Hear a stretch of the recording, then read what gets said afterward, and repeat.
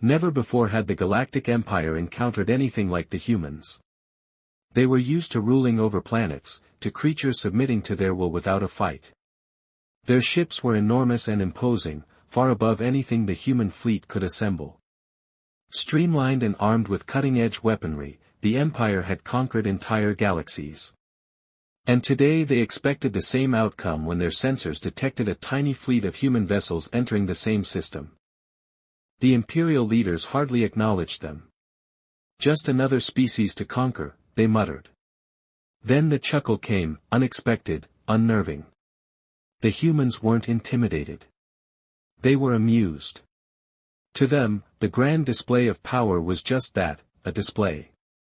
Human captains spent the day idling in space, cracking jokes over comms about the massive ships. They laughed about how the Empire's vessels looked like they were compensating for something. Jokes flew about the fuel costs, the impractical size, and the over-the-top grandeur. They weren't worried. They'd faced worse. They knew the size of a ship didn't matter. What mattered was who was at the helm.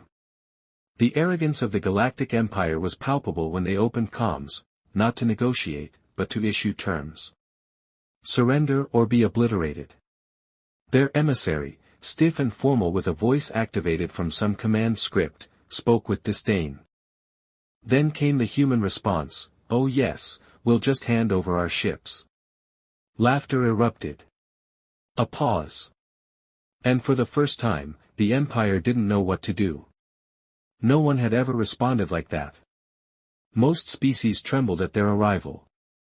Fleets fled. Civilizations crumbled. But these humans were making jokes.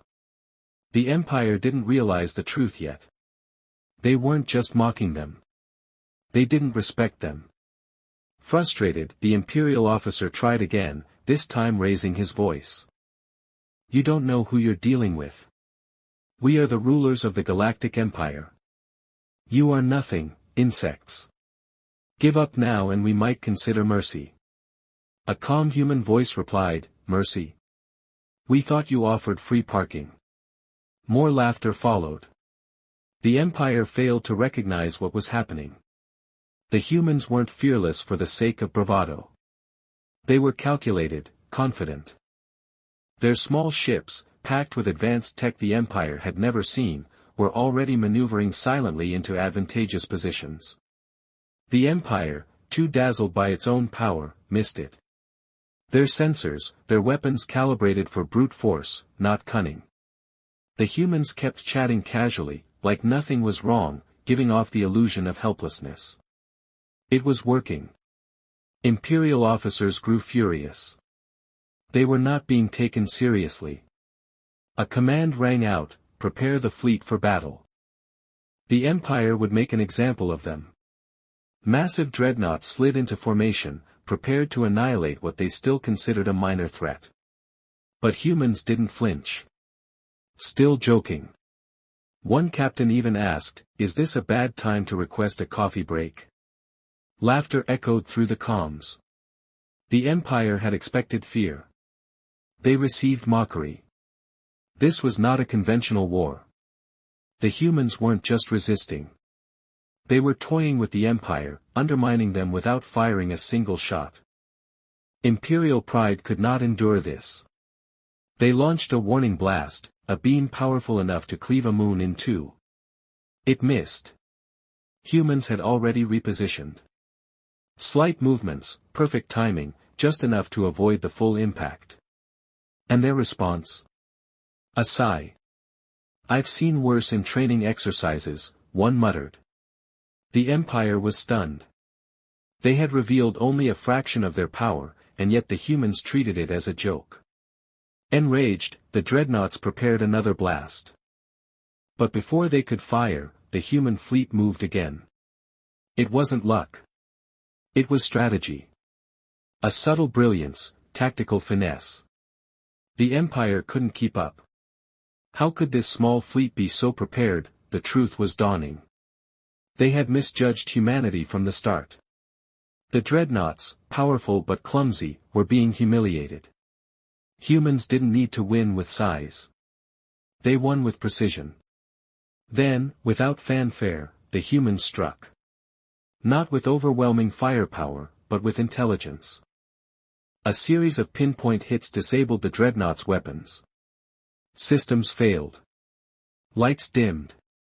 The pride of the Empire drifted helpless. No massive explosions, no brute force, just quiet, humiliating defeat.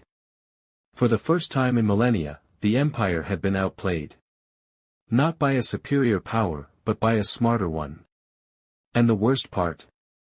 The humans were still laughing. This wasn't just a loss. It was a lesson. The Empire had misunderstood humanity from the beginning, and now they were paying the price. Humans had turned the Empire's greatest strength, its overwhelming might, into a weakness. They didn't just win. They smiled as they did it. And they knew the Empire would return, but so would they. Because if the Galactic Empire wanted to test the full might of humanity again, they'd be ready. And this time, the joke would be even better. Focusing on the Empire's weak spots, the ships took strategic hits here, disruptions there. This prevented the Empire's ships from fighting effectively. Big and strong though they were, they began to falter. Their systems were overburdened. Protectors were breaking down. What had begun as a complete frontal attack on the people was swiftly becoming a frantic scramble in order to protect themselves. Human captains, retaining their sense of humor, enjoyed the mayhem that accompanied every successful hit. Each success received another sarcastic response. One comment came through, "I'm laughing again." The communications weren't just tactical. They weren't only battling the Empire. They were annoying the Empire, degrading them, because the Empire had anticipated a swift triumph. But instead, they were losing territory. And the people? They weren't even perspiring. As time went on, it became evident the Empire's plan was failing. They had anticipated crushing the people through sheer quantity, but all they had done was disperse themselves. Humans weren't battling them fleet to fleet. They were compelling the Empire to fight itself. Ships clashed as they battled confusion. Systems fell due to targeted attacks. Communications collapsed. Imperial commanders, once confident in their dominance, were now in a frenzy. This was the pivotal moment. Humanity had compelled the Empire into a role they couldn't recover from. They had interfered with the Empire's meticulously crafted strategies and revealed every shortcoming of their vast fleet. Not only were the humans surviving, they were winning. And they did so through unexpected means. The commanders of the Empire grew desperate. They ordered a retreat to regroup, to regain control. But by then it was too late. Humanity stood ready. They cut off the Empire's escape routes one by one.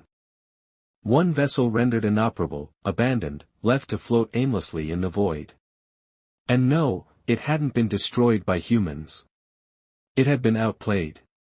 The final moments of battle almost felt like a comedy, a fitting finale for the once mighty Imperial fleet.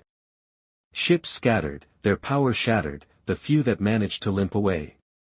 They would serve as a warning to every other nation the Empire controlled. A message: humans are not to be taken lightly. The Empire had been unprepared. And now they were forced to deal with the repercussions. The last Imperial ships withdrew, but they weren't pursued. Humans didn't need to chase them. The message was already clear. All the Empire's might, all their conceit, had been defeated by a race they believed to be insignificant. Humans had taught them something profound. They mattered. Victory wasn't about numbers. It wasn't about brute force. Sometimes the smartest fighter is simply the one who's still standing.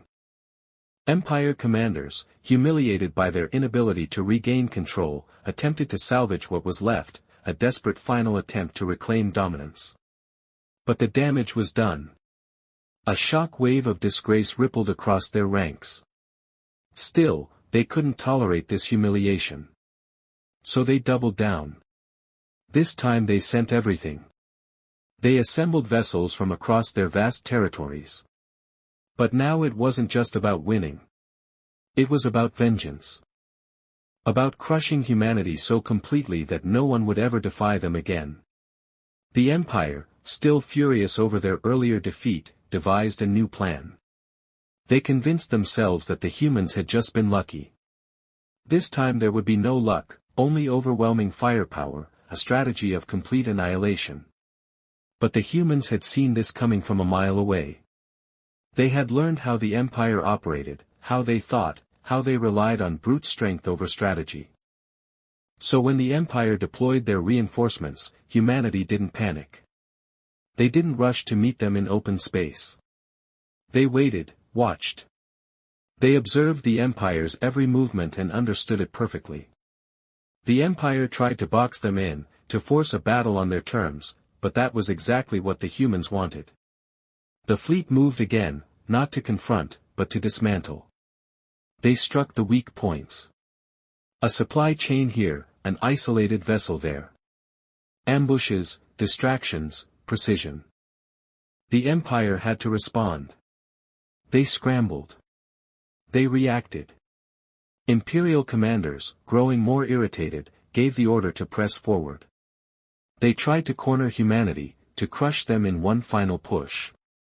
But the humans weren't playing that game. They used the Empire's own strategies against them, isolating ship groups, dividing their forces, picking them off. Not destroying, just disabling. All they needed was chaos, confusion. Human ships zipped through the battlefield, striking with precision and withdrawing before the Empire could respond effectively.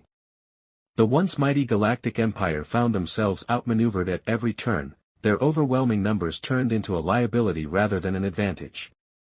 What had begun as an attempt at total annihilation had become a masterclass in tactical warfare, with humanity as the teacher and the Empire as unwilling students learning a lesson they would never forget.